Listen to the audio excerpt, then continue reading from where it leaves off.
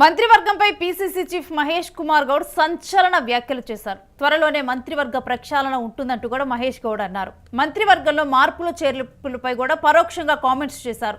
త్వరలోనే అధిష్టాన నిర్ణయం అంటూ కూడా ఆయన హింట్ ఇచ్చారు. అధిష్టానం సీఎం రేవంత్ త్వరలోనే ఓ నిర్ణయానికి వస్తారని కూడా పీసీసీ చీఫ్ చెప్పారు. ఇక ఢిల్లీలో మీడియాతో చిట్చాట్లో కూడా హాట్ కామెంట్స్ చేశారు. నాకు మంత్రి పదవి ఆఫర్ వచ్చిందని కూడా మహేష్ గౌడ్ అన్నారు. నాకు పీసీసీనే ఇష్టమని ఈ చెప్పడం జరిగింది మహేష్ గౌడ్. ఇంకా మంత్రి కన్నా ఎక్కువ పవర్స్ పీసీసీలోనే ఉంటాయంటూ కూడా ఆయన స్పష్టం చేశారు. మంత్రివర్గ రేసులో కోమటిరెడ్డి రాజగోపాల్ రెడ్డి, విజయశాంతి, మదన్ మోహన్, రంగారెడ్డి జిల్లా ఎమ్మెల్యేలు, పలువురు మంత్రులను తప్పిస్తారంటూ కూడా ఇప్పుడు జోరుగా కూడా ప్రచారం జరుగుతుంది. ఎమ్మెల్యేలు ఉన్నారు, అయితే పలువురు మంత్రులను తప్పిస్తారంటూ కూడా జోరుగానైతే ప్రచారం మరలా కూడా ఊపందుకుంది.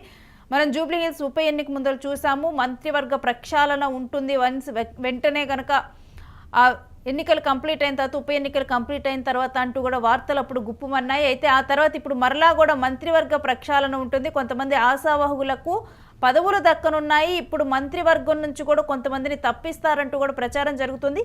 దీనికి సంబంధించిన డీటెయిల్స్ మా ప్రతినిధి కిరణ్ అడిగి తెలుసుకుందాం. కిరణ్, మంత్రివర్గ ప్రక్షాళన మొదలు పెట్టనున్నారు అన్నట్లుగా కూడా వార్తలు బయటకు వస్తున్నాయి. కంప్లీట్ డీటెయిల్స్ ఏంటి? రేణు, తెలంగాణలో క్యాబినెట్ విస్తరణ జరుగుతుందంటూ ఎప్పటికప్పుడు ఊహాగానాలు వస్తున్నాయి, కానీ అది ఆచరణ సాధ్యం కాలేదు.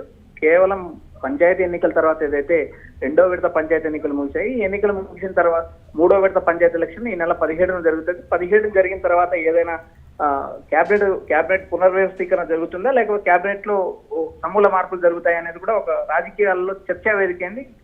మొన్న ఏదైతే రాహుల్ గాంధీ సాకర్ మ్యాచ్కి వచ్చిన తర్వాత, ఏదైతే మెస్సీ ఫుట్బాల్ మ్యాచ్కి వచ్చినప్పుడు రాహుల్ గాంధీ రేవంత్ రెడ్డితో కలిసి ఆయన ఢిల్లీలో ఒకే ఫ్లైట్ లో ఢిల్లీ వెళ్ళడం జరిగింది.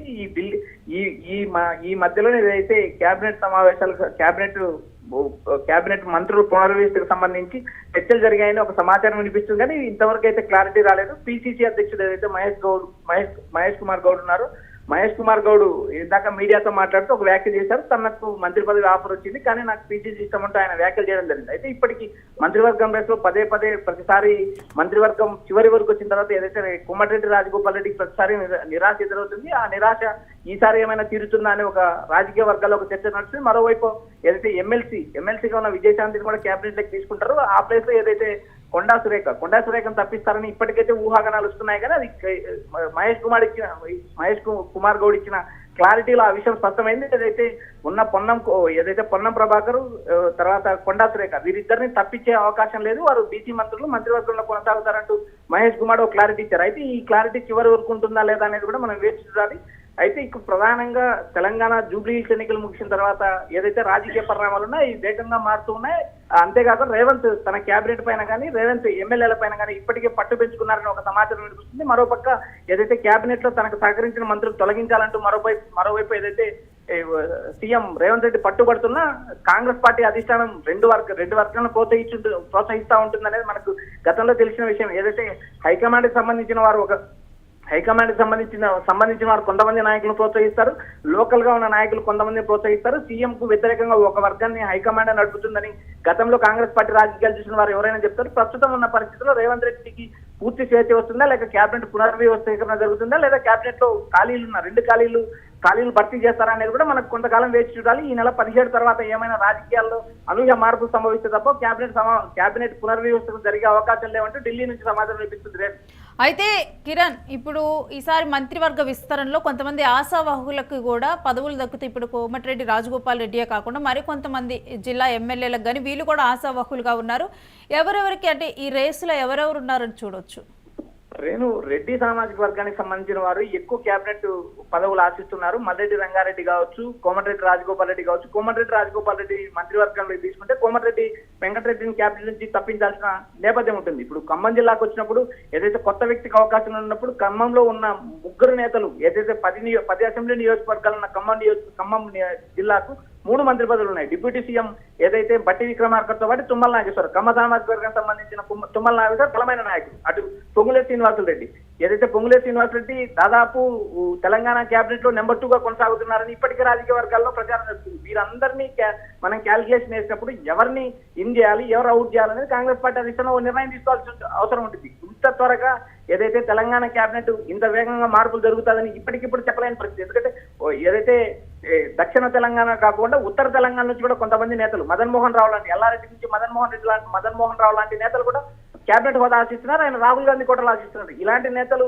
క్యాబినెట్ ఆశించే నేతలు ఎక్కువ మంది ఉన్నారు. వారిని సంతృప్తపరచాల్సిన అవసరం ఉంటుంది. కొంతమంది సీనియర్ నేతలు ఏదైతే ఉన్నారో వారికి క్యాబినెట్ ర్యాంక్ హోదా ఇచ్చి వారిని మంత్రి పదవులు వేసి తప్పించారు. ఇప్పటికి కూడా రాబోయే రోజుల్లో ఈ ఏదైతే విజయశాంతిని క్యాబినెట్ లో ఇన్ చేసినప్పుడు కొండా సురేఖను బయటికి పంపించాల్సిన నేపథ్యం ఉంటుంది. మరోపక్క ఏదైతే కోమటిరెడ్డి రాజగోపాల్ రెడ్డి ఇన్ అయినప్పుడు కోమటిరెడ్డి వెంకటరెడ్డి అవుట్ కావాల్సిన పరిస్థితి ఉంది. అటు ఏదైతే కోమటిరెడ్డి కుటుంబానికి 2 మంత్రి పదవులు ఇస్తే అటు ఉత్తమ్ కుమార్ రెడ్డి తన భార్య పద్మావతికి మంత్రి పదవి ఇవ్వాలంటే ఆయన పట్టుబడుతున్నారు. ఓవరాల్ గా మనం తెలంగాణ గమనించినప్పుడు ఇప్పుడు కొంతమంది ఇన్ అయితే కనుక మంత్రివర్గంలో డెఫినెట్ గా కూడా కొంతమంది అవుట్ అవ్వాల్సిన పరిస్థితులే ఇప్పుడు కనిపిస్తూ ఉన్నాయి. మరి ఇప్పుడు ఎవరైతే ముఖ్య నేతలు ఉంటారో వాళ్ళు మంత్రివర్గం నుంచి వెళ్ళిపోయినప్పుడు వాళ్ళకి ఇంకేమైనా కీలక బాధ్యతలు కానీ పదవులు కానీ వచ్చే ఛాన్స్ ఉందా ఏంటి?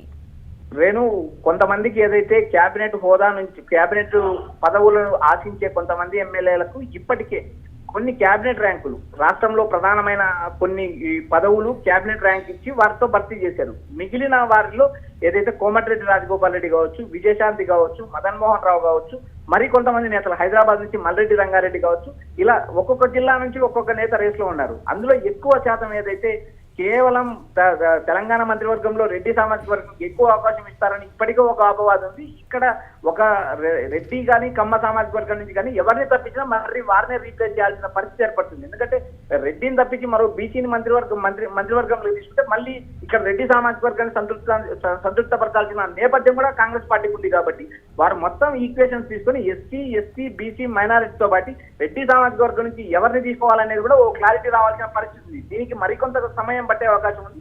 ఒకవేళ ఏదైతే పంచాయతీ ఎన్నికలు ముగిసిన వెంటనే ఏదైతే ఈ నెల 15న 3వ విడత పంచాయతీ ఎలక్షన్ ముగిసిన తర్వాత ఒకవేళ క్యాబినెట్ లో మార్పులు చేయకుండా ఏదైతే ఖాళీ ఉన్న 2 క్యాబినెట్ పదవులు కూడా భర్తీ చేసే అవకాశం ఉన్నాయి. సీఎం రేవంత్ రెడ్డి కూడా క్యాబినెట్ పునర్వ్యవస్థీకరణ వైపు దాదాపు మొగ్గు చూపకపోవచ్చు. ఏదైతే ఉన్న ఖాళీలను ఏదైతే 2 ఖాళీలను భర్తీ చేయమని కాంగ్రెస్ పార్టీ అధిష్టానాన్ని కోరుతున్నారంటూ ఒక సమాచారం నడుస్తుంది. మరోపక్క ఏదైతే పిసిసి చీఫ్ మహేష్ గౌడ్ కుమార్ చెప్పిన ప్రకారం అయితే ఆయన ప్రక్షాళన చేస్తారు, క్యాబినెట్ పునర్వ్యవస్థీకరిస్తారంటూ ఆయన వ్యాఖ్యానించడం జరిగింది. అయితే ఇటు పిసిసి అటు సీఎం అంతేకాకుండా కాంగ్రెస్ పార్టీ అధిష్టానం వీరి అందరి దగ్గర నుంచి ఆశావాహుల పేర్లు తీసుకుంటారు. కాంగ్రెస్ పార్టీ అధిష్టానం ఒక ఫైనల్ జాబితా ఇస్తుంది. ఆ జాబితా ప్రకారమే కాంగ్రెస్ పార్టీలో ఉన్న ఎమ్మెల్యేలకు మంత్రి పదవులు లభించే అవకాశాలు ఉన్నాయి. ప్రస్తుతానికి ఏదైతే ఉందో ఈ నెల 17 తర్వాత క్యాబినెట్ పునర్వ్యవస్థీకరణ జరుగుతుందా లేక క్యాబినెట్ లో ఖాళీ ఉన్న 2 మార్పులు భర్తీ చేస్తారా అనేది కూడా మనం వేచి చూడాలి. Renu, right, thanks for the details Kiran. ఇక మంత్రివర్గ విస్తరణ అనేది కూడా ఇప్పుడే ఉండదు, కొంత టైం అయితే పడుతుందని అయితే అర్థమవుతుంది. కాకపోతే మరి కేవలం ఉన్న 2 ఖాళీగా ఉన్నటువంటి 2 మంత్రి పదవులను భర్తీ చేస్తారా లేకపోతే ఒక ప్రక్షాళన అనేది చేస్తారా అనేది కూడా ఇంకా క్లారిటీ రావాల్సిన అంశంగా కనిపిస్తుంది. కాకపోతే మహేష్ గౌడ్ చెప్పిన వివరాల ప్రకారం అయితే అంటే అతను చేసిన కామెంట్స్ ప్రకారం అయితే ఇప్పుడు మంత్రివర్గంలో కూడా విస్తరణ ఉంటుంది అంటూ కూడా పీసీసీ చీఫ్ మహేష్ కుమార్ గౌడ్ సంచలన వ్యాఖ్యలు చేయటం, తనకి కూడా మంత్రి పదవి ఆఫర్ చేశారు. అయినప్పటికీ కూడా పీసీసీకే ఎక్కువ పవర్స్ ఉంటాయంటూ కూడా తాను పీసీసీలోనే ఉండదలుచుకున్నానంటూ కూడా మహేష్ గౌడ్ మాట్లాడటము. ఇప్పుడు ఇదంతా కూడా అంటే గతంలోనే మన కామెంట్స్ గతం నుంచి కూడా వినిపిస్తున్నాయి. కొంతమందిని మంత్రివర్గం నుంచి తొలగిస్తారు అంటూ కూడా కామెంట్స్ వినిపిస్తున్నాయి. కానీ ఆ రకంగా అంటే ఇప్పుడు పొన్నం ప్రభాకర్ను కానీ సురేఖను కానీ కొండా సురేఖను కానీ వీళ్ళిద్దరిని కూడా మంత్రివర్గం నుంచి తప్పిస్తారు అంటూ కూడా వార్తలు ఊపందుకున్నాయి గతంలో. కాకపోతే ఇప్పుడు బీసీ సమీకరణాలు చూసినా కానీ ఇద్దరు నేతలను అయితే తొలగించారు మంత్రివర్గం నుంచి అంటూ కూడా చెబుతూ ఉన్నారు. మరొకవైపు మంత్రివర్గంలోకి విజయశాంతిని కూడా తీసుకుంటారు అంటూ కూడా వార్తలు వినిపిస్తున్నాయి. అసలైతే ఇంకొంత టైం అయితే ఈ మంత్రివర్గ విస్తరణకు అయితే టైం పడుతుంది. మరి పూర్తిగా ప్రక్షాళన ఉంటుందా, కేవలం ఖాళీగా ఉన్నటువంటి మంత్రి పదవులను భర్తీ చేస్తారా అనేది చూడాలి.